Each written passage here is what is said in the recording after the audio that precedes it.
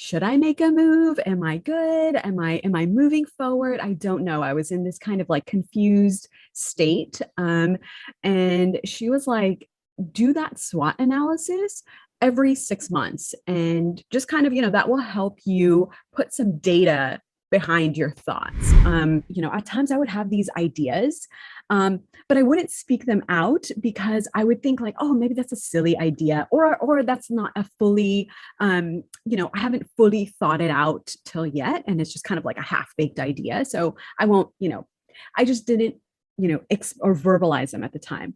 And then maybe a couple meetings later, like somebody would, say that idea, and people would be like, oh yeah, that's brilliant. That's amazing. Let's definitely do that. Or like, or they would have that kind of yes and let's build on top of that. He would like not invite me to meetings, make decisions without myself being there.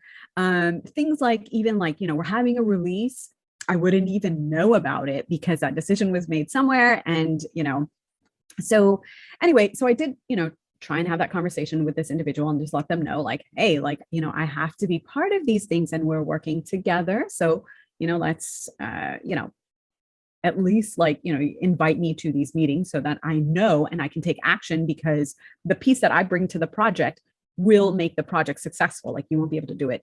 It's not just one piece here. By the way, just a parenthesis, great assertive statement there.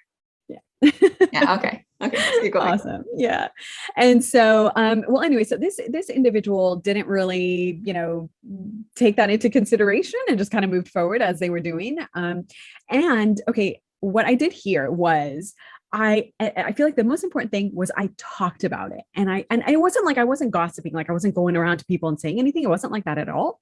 I had one coworker who I could, confide in, and I just let them know like, hey, this is going on. Like, what do you think? And this person was a white male, and so, he kind of he was like, he gave me a suggestion where he was like, okay, well, Bob's manager, he's like, why don't you go, not necessarily like talk to him and just kind of complain. Like, I didn't want to do that either, because I knew that would like induce, create other, just, I think, bad vibes. Like, I don't think that would have helped.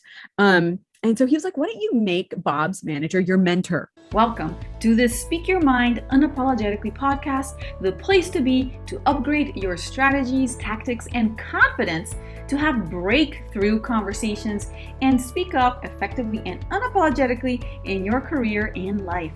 Why? So that you can get ahead faster, but also have more impact, be a better leader, be taken seriously, and be respected as yourself. This show is produced by the Assertive Way Enterprise. We are on a mission to bring respect, both mutual respect and self-respect, into every interaction through the democratization of assertive communication skills. And I'll be your host, Eva Curry. I'm the CEO and founder of AssertiveWay.com, INSEAD MBA, and a Forbes contributor. We can guide you in 3 main areas. First, assertive communication skills, and that includes feedback, disagreement, boundaries, and decisiveness. Second, breakthrough communication skills for women and minorities. And lastly, respect skills for a more connected, inclusive, and diverse world. If you want to explore our offerings, we provide workshops, consulting, coaching, and trainings both virtually and in person. So check the link in the description below for more resources and to learn more about how we can work with you and your team. And now, let's get started.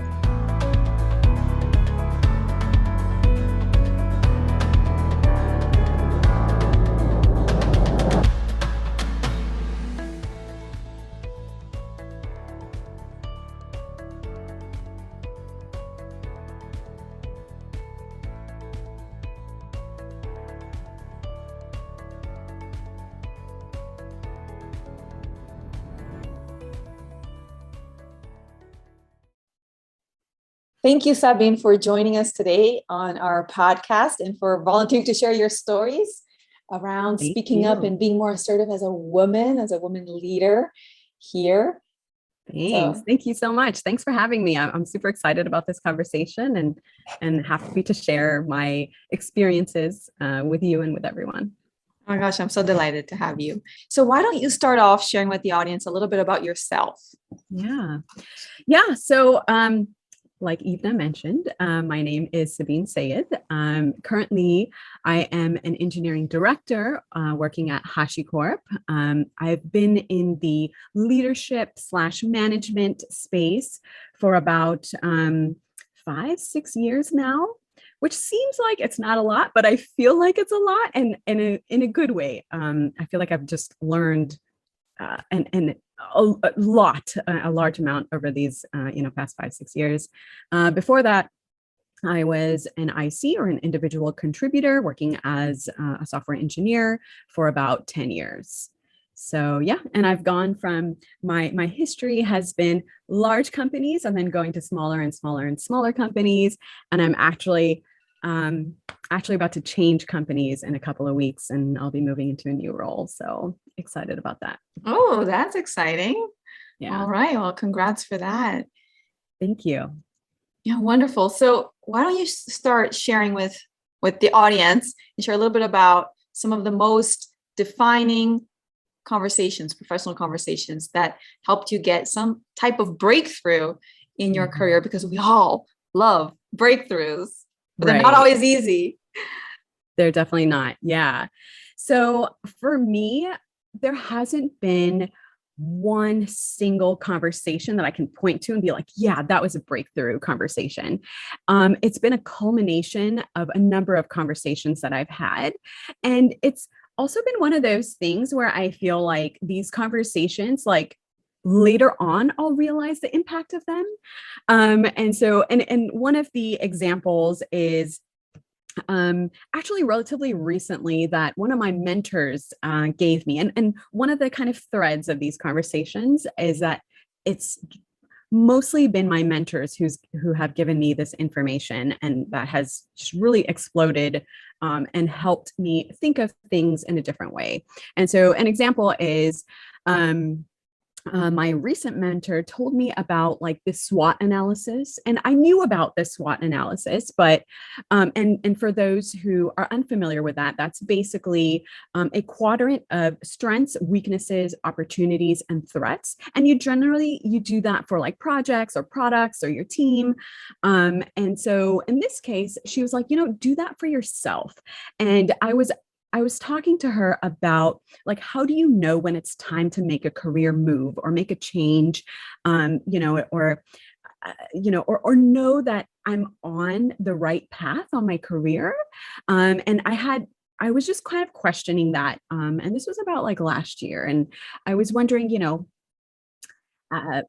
should I make a move? Am I good? Am I moving forward? I don't know. I was in this kind of, like, confused state. And she was like, do that SWOT analysis every 6 months. And just kind of, that will help you put some data behind your thoughts. And that's something I'm a big advocate of, like, data. And I feel like it really helps me to make decisions or whatever it is that I'm trying to do, or back up, what I'm doing.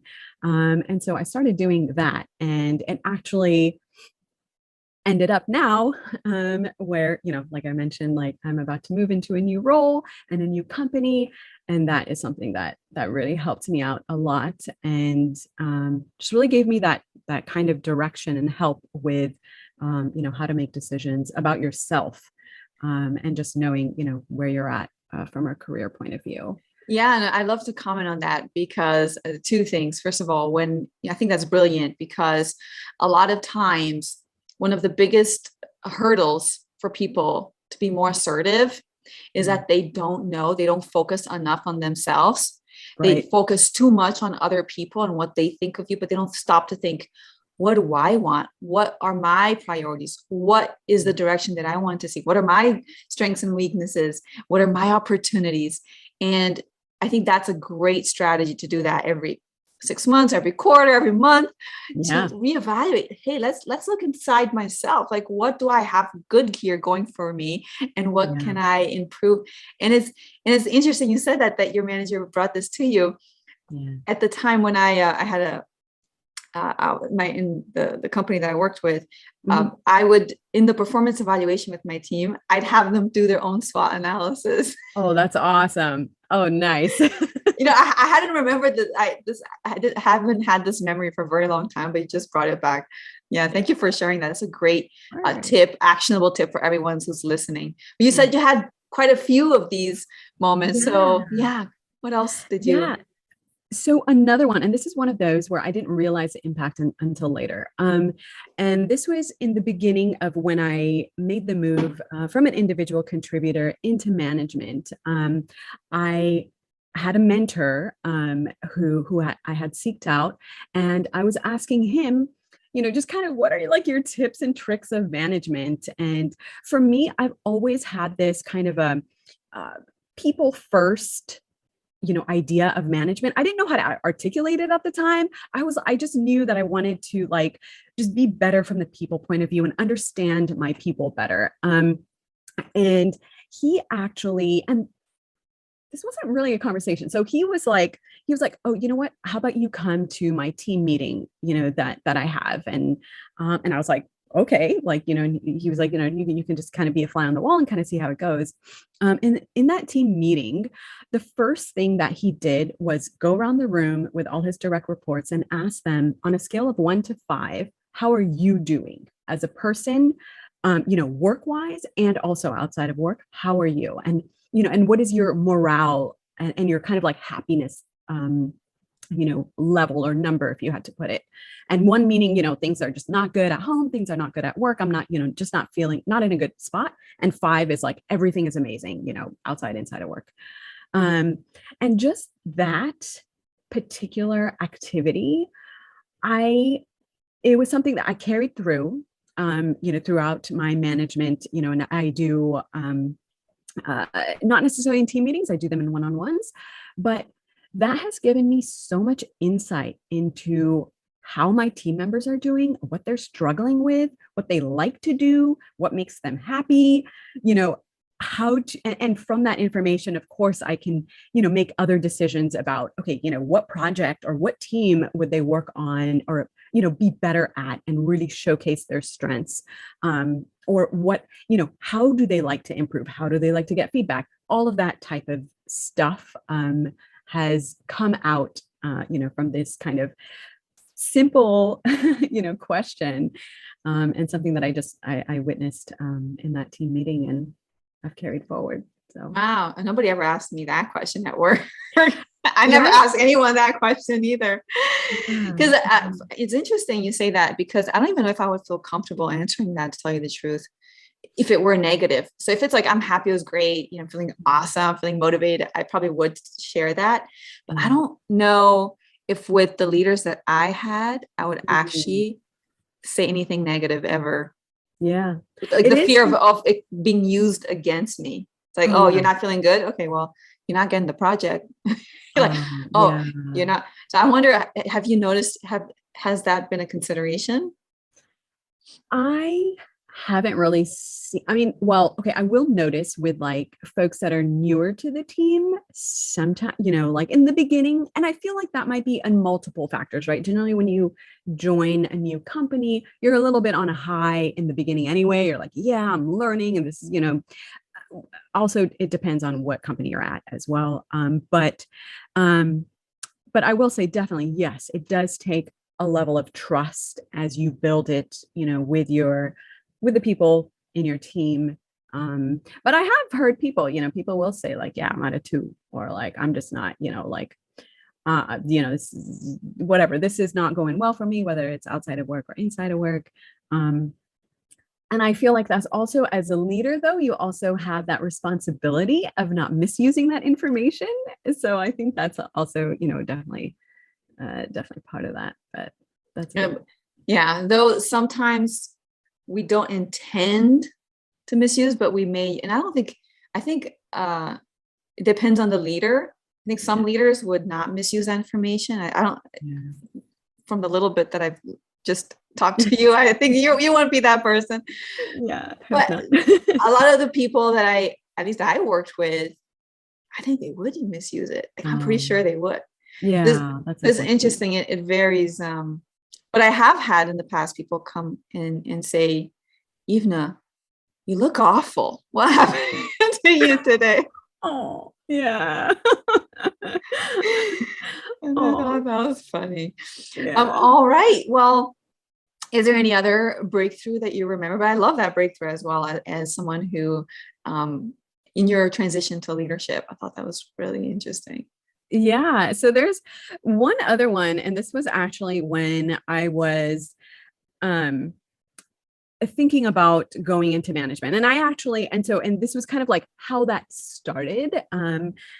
And this is a conversation that I had with, at the time, I was working at Rackspace, so the previous company before HashiCorp, and I was an IC, and I never even thought about going into management. I was like, oh, that's like, just seems like something very difficult. And it was a black box at the time. I didn't know, what it really encompassed. And I just couldn't make I didn't really think about it either. And one of the engineering, I would say, leads or leaders, she was I believe she was like VP of the quality engineering side. And she had a conversation with me. She was like, hey, have you ever thought about going into management? And I was like, no, why? Like, why? And she was just like, she didn't really talk a lot about like the qualities of why, but she was like, I think you'd be good at it. Like, just think about it, and or like do a little bit of research and see if that's something that interests you. And she did tell me a little bit about like, okay, like your impact is larger and things like that, but it was very vague type of statements that I couldn't really quantify. And that actually did trigger, or kind of brought that interest in actually just like looking it up and seeing, okay, what do managers actually do? And I had great managers at the time, but I didn't know what else they did other than having like one-on-ones with folks and things like that. And so that actually led me into, doing a lot of reading online and things like that, and to see, what management's really about. And yeah, and after doing a little bit of reading, I was like, okay, there's a lot of other factors here that I can go into, but I'll leave those out, about how I actually moved into management. But that was like the start of the interest. That story tells me a couple of things. It shows me it reminds me of the importance of, let's say, us women having these conversations with other women that are still starting their careers, and giving them the confidence, like your mentor did. It's like, hey, I think you'd be really good at this. Because I realize a lot of women, they even block that idea of being a manager from their head. They don't even consider it for some reason. And just by having another woman inside your company say, hey, I think you'd be really good at this. Like, have you ever considered this? Like, do you have any questions about this? That sparked your curiosity and your interest and your belief in yourself, because at least there was one person saying that they thought you would be potentially good at this. Right. And that's what got you going in that direction. Yeah. So I think it's very powerful. Yeah, agreed. Yes, 100%. I think that, just putting those ideas in people's heads about this is a potential path, I think is huge. And definitely that caused my career to shift in a very positive way. So, yeah. Yeah. And I think that the second learning that I take from that story is that when as a woman, let's say, we don't know, like, what we have different paths possible that are possible, but we don't know, we haven't even stopped to think about it. We're like, okay, I'm happy here. I'm good. My salary's okay. I'm comfortable. And reaching out to someone who's ahead of us in those different paths to ask them, hey, what is it like? Hey, what do you think? Like, hey, how do I get there? Is it worth it? How do you handle family and doing this at the same time? What are the biggest challenges? What's the most rewarding part? Just reaching out to people that are ahead of you and having those conversations, I think, can open up our vision for what's possible. 100%. And I'm just to like add to that, I'm a huge advocate of having mentors throughout your career. Whether it's one or two people, but and it could be something where you have a shorter mentorship and you don't have to have anything like one person sustains through your whole career or anything like that. But having those conversations and having a platform for those conversations is just so important. And it could be small things. For me, like I said, like there's not one major breakthrough, but it's like these small things that have just, little shift, little shift, little shift. And yeah, and it really brings about it has, I feel like, an impact across everything, not only my career, but also me as a person, as an individual, being able to see the potential that I could reach. Or, even that concept of like sky's the limit. I know we say it, but and it's just kind of a cliche type of a thing, but really being able to be like, yeah, I can do these other crazy things, from my perception that I see other people do. Like I could definitely do that as well. And I think that wasn't a small breakthrough, that last conversation. That got you from individual contributor to, hey, I want a career. I want to move up. Yeah. Yeah, absolutely. So it actually ignited your ambition. Yeah. Yep. Yeah. That's huge. That is huge. Yep. You mentioned mentorship. How did you get your mentors? Yeah. So majority of the time I got my mentors by, if I saw someone that I was like, oh, wow, like something or the other impressed me, or they were, like you said, like just next level of my career or where I want to be in the next 5 years, I would just go and ask them and just be like, oh, I think you're amazing. And I would love if you could, be a mentor to me. And I definitely like let them know, like structure wise, I don't want to overwhelm them either, because I know everybody's busy. And so just letting them know like, okay, like maybe once in a quarter, just for like an hour, something like that. And then generally I do that. And the other thing that I've done also is for some of my previous mentors, I'll reach out to them and I'll ask them if they have any recommendations of mentors for me. And that has worked wonderfully. And it's amazing how much people will go out of their way to do things like that. I've had one person who was like, okay, I will get back to you in a couple of days. And I'm going to, have like this, they had like this list of people. I've already talked to a couple of these people to see if they have time. And, and this person has like these qualities and, what are you looking for a little bit more and stuff like that. And I've just been amazed at what has come, through those channels. And so, yeah. Oh my gosh. Recently, like within the last week or so, or 10 days, I learned something very similar to what you're saying. And I think this is a tip that everybody needs to walk away with from this conversation, which is, and I just learned this. I'm just starting to implement this now, which is whenever let's say you went out and you had a mentor, you found a mentor. I mean, it takes a lot of effort to find a mentor that you like, that you relate to, that you have similar values with. Right. When you found them, you ask them for suggestions of who else, so they know you. Yep. You know them and you know that you like them. Yeah. And you know that they'd be a really good person to assess through their network who would be a good person for you to talk and interact with next. So it's not a lot of effort for them, but it's a massive amount of value for you. Yes. Because it's very different. Someone going out there and saying, hey, there's this situation, here's an opportunity, I think like Sabeen has some, I've been talking to her. She's got some really interesting background and questions. And I think you guys would have a great conversation. Yeah. Very different than you coming in. Oh, can you be my mentor? Right. So much more powerful. I never heard that before. Brilliant. Yeah. That was awesome. And I feel like the main thing, like you were saying, like it takes effort to find a mentor.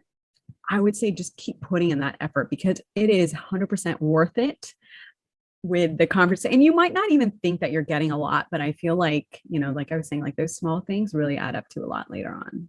So. Did you ever get rejected when you asked for support?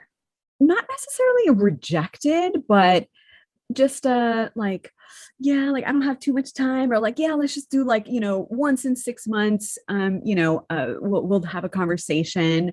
Or I've also gotten like, I've gotten these type of ghosted. I would say not straight up rejected, but I've definitely gotten ghosted before. So, but that's okay. I feel like that's one of those things like, all right, move on to the next, Oh, okay. I like that. All right. So what are some of your biggest challenges as a female leader in engineering in a male-dominated industry? Maybe you're the only woman around. Right. Yeah. So that's definitely, I've been in those situations many times before. And I think now the biggest challenge is the unconscious bias that people have. And knowing when it's coming into play. And I feel like that's really, or for me up till now, it's been really hard to do, because a lot of times I'll be like, no, like that's not, I haven't really experienced the,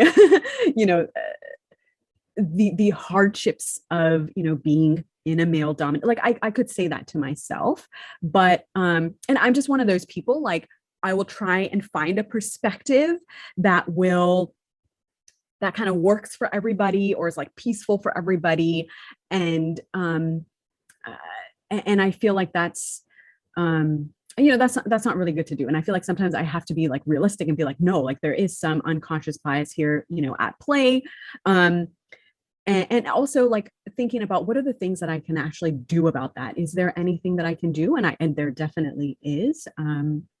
So I feel like that is probably the biggest challenge that I have that continues in my mind. And there's a couple of things that I have kind of tried to put into action that help me with making a movement around this unconscious bias and what to do. And I feel like the number one thing for me has been that awareness and spreading that awareness. And as a woman in leadership. And it doesn't have to be like huge things. It can be also small, like attending, talks that spread this awareness just to make sure that there's people there, who are, listening to it.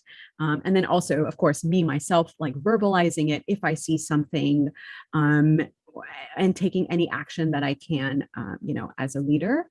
And then the second thing, which I feel like is super important too, is talking about it. Yeah. And this could be talking about it with, with my mentors or with the people around me, with my friends or with my family. But that talking about it really helps to give me that understanding of, okay, kind of what's going on here. And an example of that is, and this was a couple of years ago, and this was just a random conversation that I had with a peer engineering manager. And we were talking about us interviewing candidates, and as hiring managers, when we're interviewing candidates, what is it like and stuff like that. And I just mentioned that, yeah, like, when I interview candidates as an engineering manager, when I want to have in-depth engineering conversations or like technical conversations, it's really hard for me to elicit that information. And I have to generally ask people like, okay, let's do a deep dive in this particular part, or, let's talk, tell me more, give me more details. And interestingly enough, the male engineering counterpart that I was talking to, he was like, oh, I never have to do that. He was like, candidates, when they talk to me, they just go into the details. And I was like, what?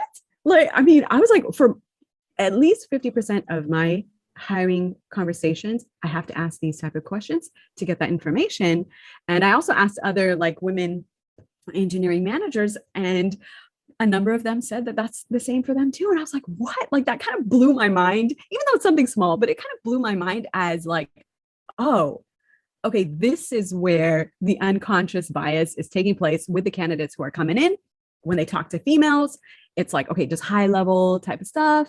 Whereas, when they're talking to, male engineering managers, it's like more like, yeah, let's get into the technical details, automatically. And that was something that was really eye-opening for me, to just kind of put that data behind it. Was it disturbing beyond eye-opening? Like, it was scary. It was scary, to be honest. Like when I look back and when I think of like other situations as well, like it's a little bit like, okay, I don't even know like when this is happening. And, and how many times, and then when I think about it, then it's like, okay, how many times was I in that situation where, people just kind of assumed that you don't know like the technical information, or maybe, that could come out into not getting promoted at, at an earlier time in my career, or not getting some other opportunity, at an earlier time in my career. Or even, it goes into everything, right? Like pay and everything, situations where you bring up ideas and where they're not really caught on to, unless like a male individual comes and backs it up or something like that. So, it just reminds me that as a female leader, I have a responsibility to make sure that wherever I can, whenever I see like other females speaking up, just to give them a little lift and be like, yeah, tell me more. Or, and this could be, and then also on the other hand, when I'm talking to my male team members, like making sure that they're aware of this type of stuff, and just, encouraging folks all over to just have that kind of self-reflection. Like, okay, well, just think about it a little bit. Like when you talk to a female on your team versus when you talk to a male on your team, and when you're talking about some technical information, do you feel a difference? Like, do you feel like there's anything there? And just think about it. Like, it's not anything for people to answer to me or anything like that. It's more of just a self-reflection in your mind. Interesting. Yeah, it's because a lot of studies show that to progress, like in your career, especially because the people that are promoting are generally men still, right? Still a lot of men. So what's highly valued are the data, right? The numbers, that part, the finances, money talk, like bottom line, and strategy. Yeah. And so they're not promoting anyone because they're good people managers, or like they're nice and they create inclusiveness and all that. It's kind of unfortunate, but that's what moves. That's what I've seen a lot of reports say. That's what moves promotions. That's what gets people moving up beyond obviously the who knows whom. Yeah. Who looks like, oh, they look like me. Okay, great. So I'm going to hire you because you're my friend. Beyond that. And those are the exact areas where women are assumed to not be interested in or not be good at, right? Strategy, finances, and numbers, and technical stuff. Yeah. So it's a challenge. And I think that's one more reason why at least when I was earlier in my career, I honed into the numbers. I'm like, I went to the meetings. I was the numbers woman. I would set up the scene with numbers. That's awesome. Because I thought, this is something that first, it makes me essential in these meetings, because I'm the one who sets the tone, and it allows me as well to position the meeting based on the numbers that I bring in the angle. How it is, like with numbers, you can always like position stuff in a different way. And it gave me a lot of power, even though I didn't get to talk much, even though I was soft spoken. It gave me a lot of power with a lot of aggressive guys in the room.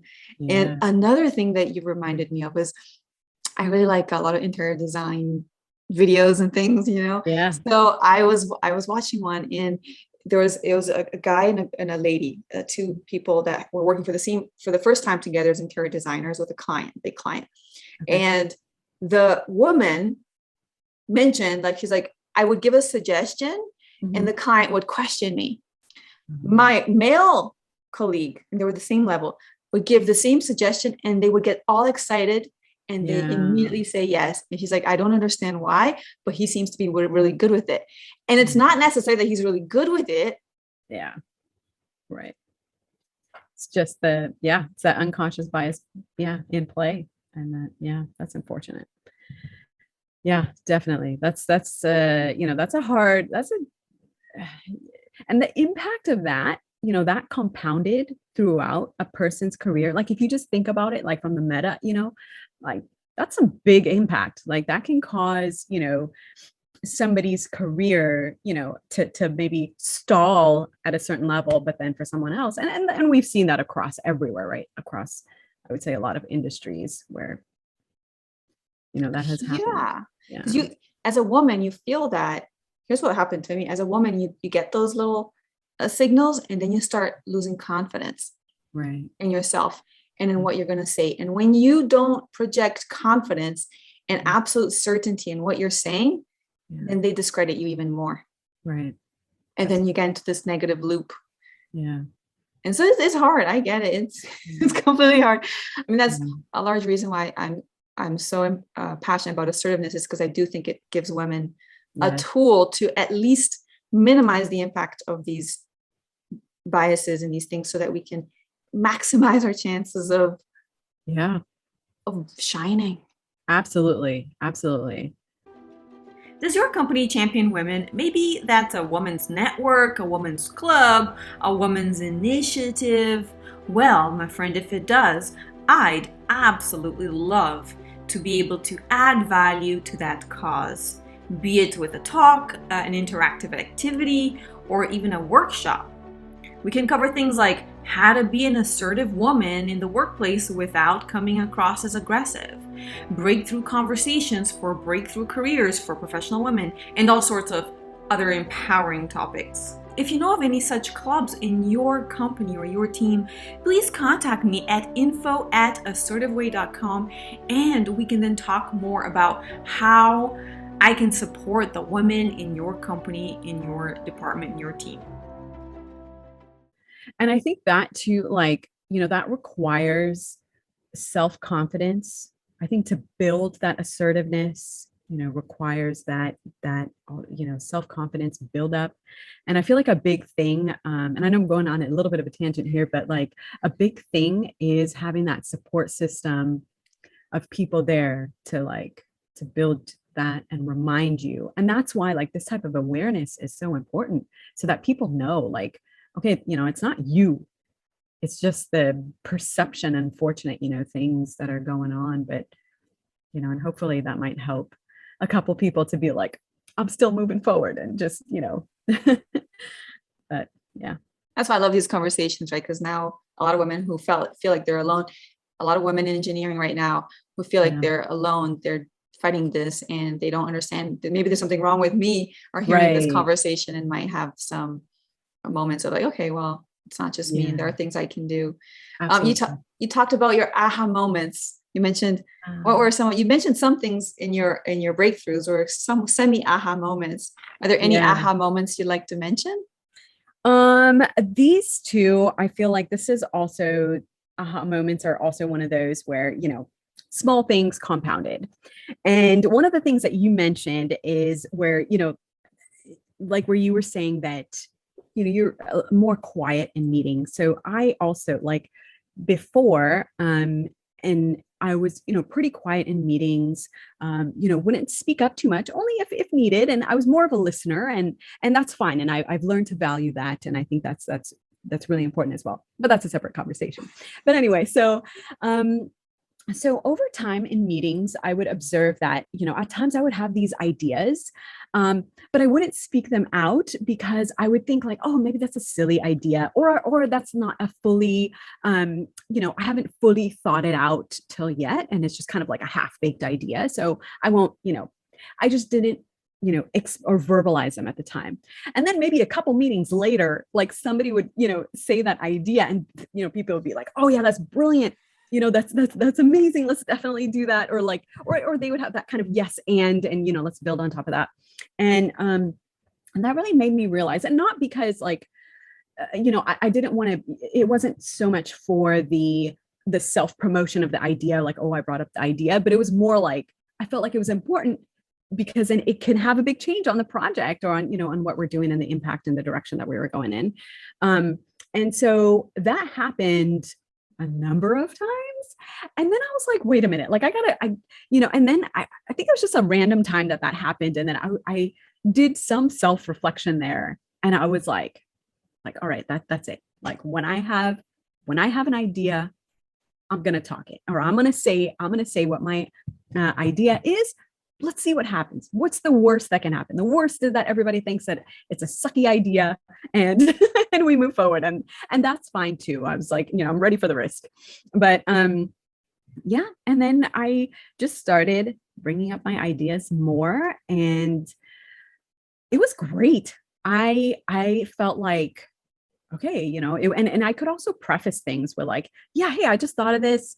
We can think about it a little bit more as well, and blah, like, like maybe we could do something like this.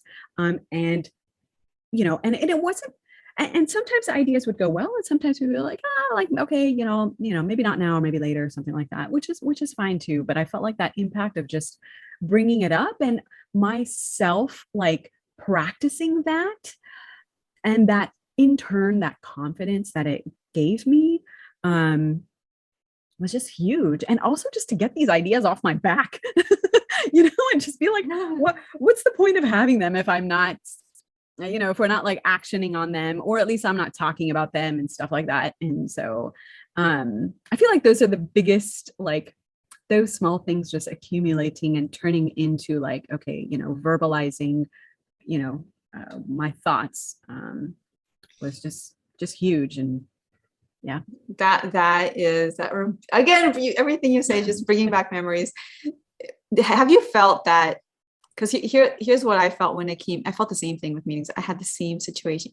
You see, it's a universal experience for women in male-dominated workplaces. And when I felt like when I didn't give like you said, I didn't share my idea, and then it came up later. I didn't share it. And I was just that self-doubt, that questioning, like, is this good enough? Is this relevant enough? Is this the right timing for this? Right. I would be obsessed the entire meeting if my idea was good enough. And when I just let it go raw as an idea, my idea factory got way better. So it's really hard for a new idea to come in when we're stuck with like questioning the validity of our old idea. But when we just kind of push it through to the world, and people start working on it with like you were saying, and at the same time, you just open up the factory to produce more stuff. Exactly. So it's so much more prolific. Yeah, absolutely. Absolutely. I love that. And I feel like, I mean, like, these type of ideas, like when you have them, you have to try to put them in action. Like, like exactly that kind of like, what's the point of it just kind of sitting in your head? That's, not helpful to yourself, like you just mentioned, and not helpful to those around you. So absolutely, right? Because I mean, you're there, you're expected to share. Yeah. What about your biggest and proudest moments and courageous moments? Yeah.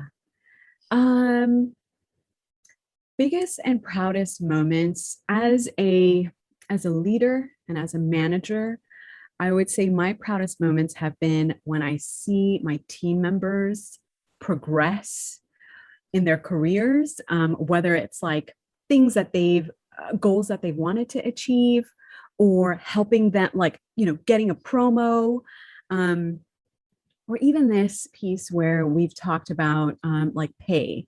So as a manager, I have the ability to action on things like this. And I know, okay, across my team, what people are getting, what females at one level or at the same level are getting paid versus males at that same level as well. And being able to actually do something about it has just been, is great. And I would definitely say things like that have been the proudest moments of my career. And I hope to have many more of those.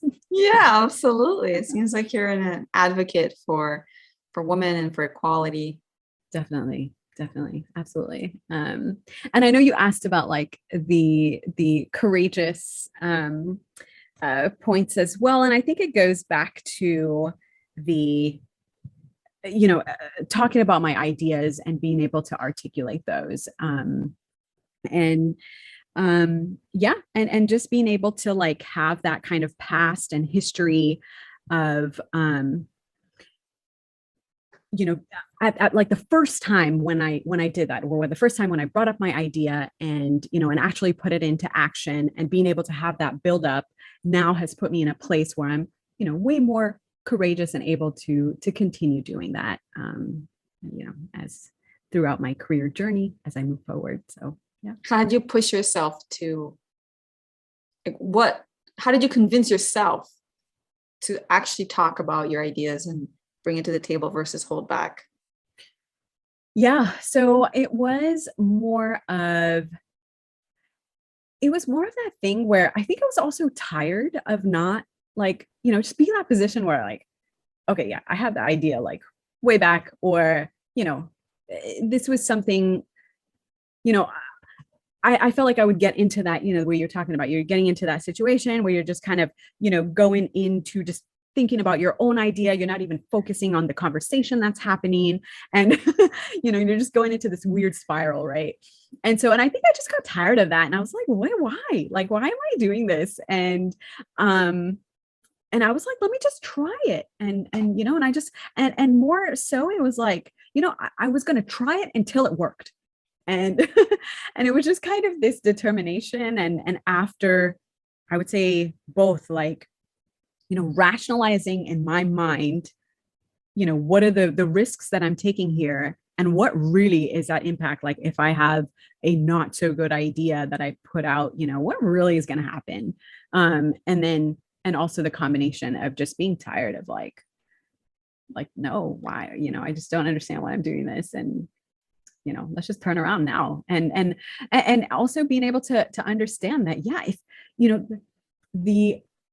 when you think about it from a meta perspective, ideas is what kind of makes the world go round, or, that's what progresses us into, the future and makes us better. And it was just like the upside was just so much more than the downside. And so, yeah, I think all of that is basically what made me just continue to put out my ideas. And now I think like those around me are used to it. And then also, like I mentioned, I'm going to be going into a new company and stuff like that. And I think I'm totally fine with that too. And I feel like that's, I feel like now I have kind of that history built up where I'm like, okay, we're good. So the new you, who is still you, but is the improved and better version of you, actually just shares whatever ideas you have in the moment. Yeah, totally. Yep. Yeah. And even if they're half baked, and I could just say like, yeah, this is a half baked idea. Like, I can think about this more, but okay, here's what I'm thinking about right now, or you can also think about it if you feel like it's something interesting to you. Yeah. I mean, idea is not a project plan. It's Exactly. literally an idea. It's open for discussion. Exactly. I love that. Could you share with us if you've ever felt disrespected at work? Yeah, absolutely. So for me, the disrespect in this particular situation that I'm going to share with you is around the idea of like withholding information. And I know people do it across industries, and I know people do it across teams. But I've just come to believe that just withholding information, and especially if you feel like, that somebody else is going to suffer because of your withholding of information, to me, that's very disrespectful. And I find that that is something that is really important to me to make sure that doesn't happen. So in this particular situation, I'll just start from like, so to set it up, this was when I was beginning my engineering manager journey. And I had another engineering manager that I was working with. So a peer engineering manager, we're working on a specific project. We had to move things forward and get some things done. And this particular engineering manager, we can call him Bob just to make things easier as we go along in the story. And so he would like not invite me to meetings, make decisions without myself being there. Things like, even like, we're having a release, I wouldn't even know about it because that decision was made somewhere. And, so anyway, so I did, try and have that conversation with this individual and just let them know like, hey, like, I have to be part of these things and we're working together. So, let's, at least like, invite me to these meetings so that I know and I can take action, because the piece that I bring to the project will make the project successful. Like you won't be able to do it. It's not just one piece here. By the way, just a parenthesis, great assertive statement there. Yeah. Yeah. Okay. Keep going. Awesome. Yeah. And so, well, anyway, so this individual didn't really, take that into consideration and just kind of moved forward as they were doing. And okay, what I did here was I feel like the most important thing was I talked about it. And it wasn't like I wasn't gossiping, like I wasn't going around to people and saying anything. It wasn't like that at all. I had one coworker who I could, confide in, and I just let them know, like, hey, this is going on. Like, what do you think? And this person was a white male. And so, he kind of, he was like, he gave me a suggestion where he was like, okay, well, Bob's manager, he's like, why don't you go, not necessarily like talk to him and just kind of complain. Like, I didn't want to do that either, because I knew that would like induce, create other, just, I think, bad vibes. Like, I don't think that would have helped. And so he was like, why don't you make Bob's manager your mentor? And, and just kind of build that trust with Bob's manager more from and the way that I was thinking about it, it would be more from a perspective of being able to give feedback that would actually be actionable, and not like trying to tear this person down, but be able to move and progress with this particular project, of how we wanted to. So I actually went and made their manager my mentor. And I do see, like, when I look back, it was a bit of a power thing as well, which is weird, but I made them my mentor, and it was great. And like over time, like I could talk to my mentor just about like kind of, what was going on. And again, more from that positive perspective of, trying to move things forward in the right direction, rather than just kind of coming off and complaining about it and things like that. And surely enough, that definitely like changed things around. And that individual, like that manager, kind of also, I mean, he also knew that, okay, I was talking to his manager regularly. And so I think that was something that that made a difference. But I feel like the moral of this story is, number one, like, talking to people about, if you're feeling disrespected or something is going on, which is kind of, not helping you progress. And then the second is also kind of thinking out of the box, like you can think of these other things or conversations that you can have with those around you, to help whatever situation you're in. So, yeah. That was so brilliant. I mean, seriously, I could have never in 1,000, how sometimes you just get like, people are predictable in their answers. You provided some gems today. I mean, this one is another one. I hope the audience is listening. And I'm going to just say it again. You had the conversation with the individual. You mentioned you were very assertive, because you said, hey, this is something that's not working for me. I would really appreciate, I would like that, you share this information, because I want this project to move forward, and because we're working together. I want this for us to keep working together well, and to move this project ahead. And that didn't work. And sometimes it's not going to work. Yeah. But then you went after, and again, you were assertive a second time. You asked for help for, was it your boss or no, like a male engineer who was like more senior? Coworker, yeah. A coworker. You asked for help. You asked for someone's opinion, which is brilliant. Again, your second move. And then your third move, he gave you a suggestion. And this suggestion is like, you could, like most of us would never think of that. Yeah. Get the boss of the person that's in your way to be your mentor. Yeah. You don't have to complain, but like they're going to work things out. Like that's for sure. Because now they're going to know your perspective. Yeah. Brilliant. 3 assertive moves. Absolutely brilliant situation and outcome. Love it. Awesome. Yeah, that was fun. That was fun times. And, I'm happy that it worked out positively. And so. Oh my gosh. Thank you so much for sharing these powerful, inspiring, wonderful stories. Thank you. Today. Thank you so much for the opportunity. And it's been great. I've enjoyed talking to you, and this has been wonderful. Sabeen shared some really important takeaways here, and I want to share with you some of the key things that I took from this conversation. And this applies for everyone, no matter where you are in your career.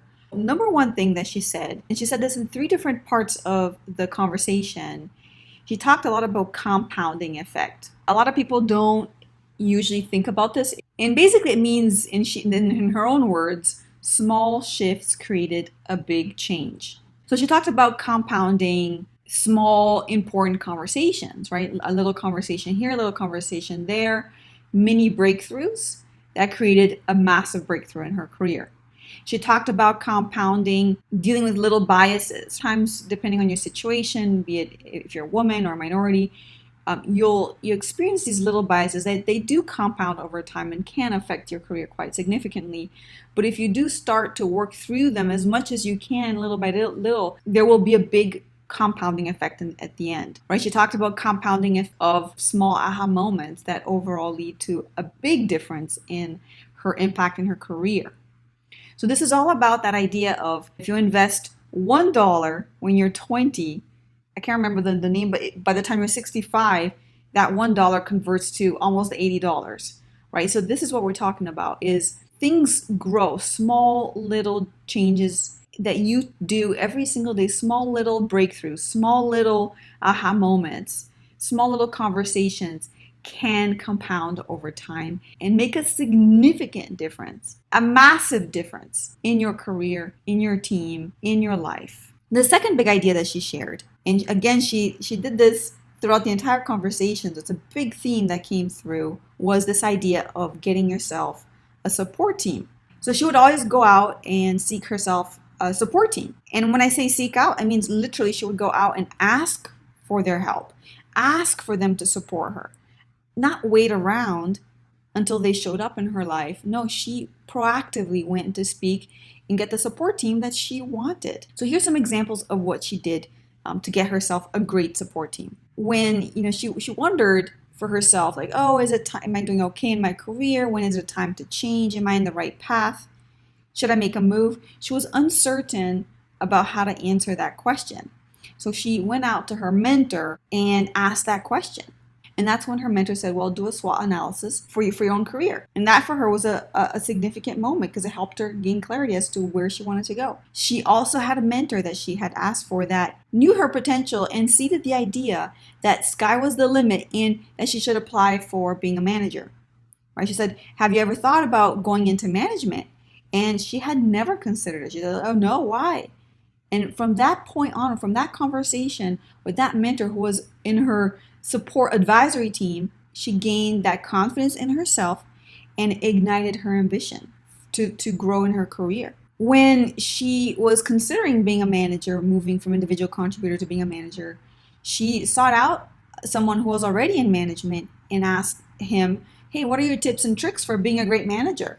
And wanted to know, what is this about? What do I need to do to be a great manager before I even become a manager? And so not only did she do her homework and research and read articles and Google it, but she also asked someone. And the beauty of asking is that she didn't just get an answer. He actually invited her to see what he did as a manager with his team meeting. She also asked her mentors for referrals.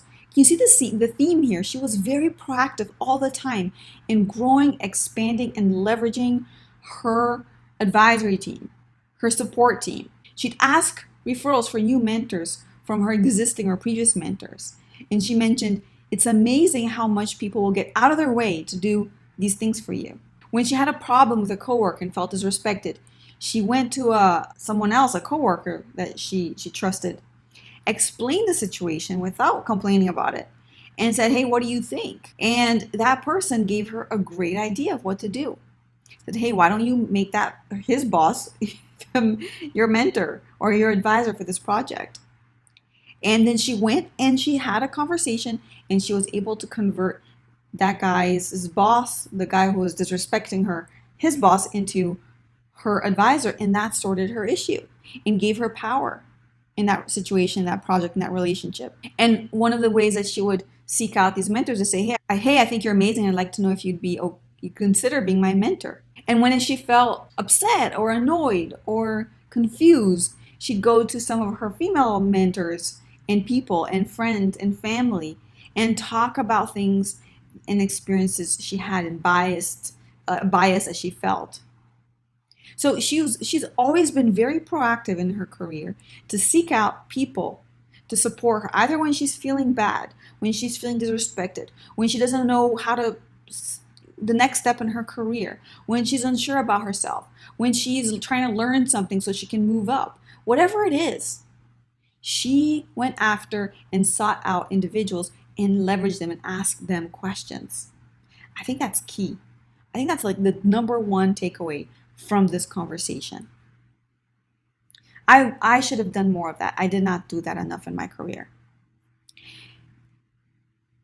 Another takeaway that I got was how she really focused on this idea of impact to propel her forward, to give her courage, to give her motivation, to give her ambition.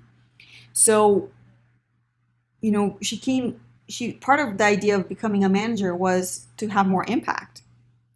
What gave her courage to verbalize her thoughts and ideas more in meetings versus being more quiet was the idea of, I want to have impact. What's the point of having an idea that no one hears or sees?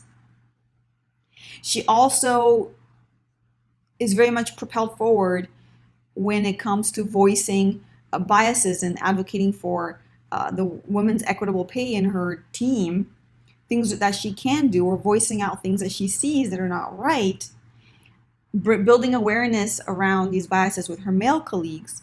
She speaks up. But what propels her forward is this idea of impact, of what she can do. So you can very much use this idea of impact to give you the courage, motivation, and ambition to move forward. Those are my top takeaways from this conversation, my top 3 takeaways. Consider what was your takeaway? What did you like the most from this conversation? What actionable tip could you use to improve your situation, to leverage your networks, to expand your advisory team, to have a faster and greater compounding effect? Oh, by the way, all this conversation that she has, this recruitment of her advisory team, that has a huge compounding effect in her career for sure. What can you do? What do you want to do going forward? Thank you so much for listening. Thank you so much for being here today. Thank you so much for listening. And if you feel like someone could benefit from this conversation and learn something and feel inspired and hopefully have some of these little shifts in mindset and ideas that could have a massive compounding effect for them over time, share this episode with them, share this podcast. And that way you'll also be helping sharing this notion that yes, we can speak up. We can take control of our situation. We can move ahead in our own terms. It's been an absolute honor to serve you today, and remind you that you can check out the show notes for this episode on my blog at assertiveway.com/blog. And do you want to go deeper on how you can speak your mind with confidence at work, unapologetically? Then go watch one of my several free trainings at assertiveway.com/free. Because in those trainings, you're going to learn the skills that you need to speak up with confidence and without being rude. Like how to say no, how to express your ideas in meetings, how to express how you feel, how to ask for what you want, ask for that promotion that's due, deal with difficult people, difficult conversations, handle criticism, give thoughtful, constructive criticism to your team members or others, to self-promote without bragging, and much, much more. So these are the kind of skills that your parents, your teachers, your bosses may not have taught you, but that are going to make all the difference in the world in your career, in your relationships, and in your happiness. Trust me. So thank you once more, and go ahead and enjoy the day. Have a delightful, wonderful week.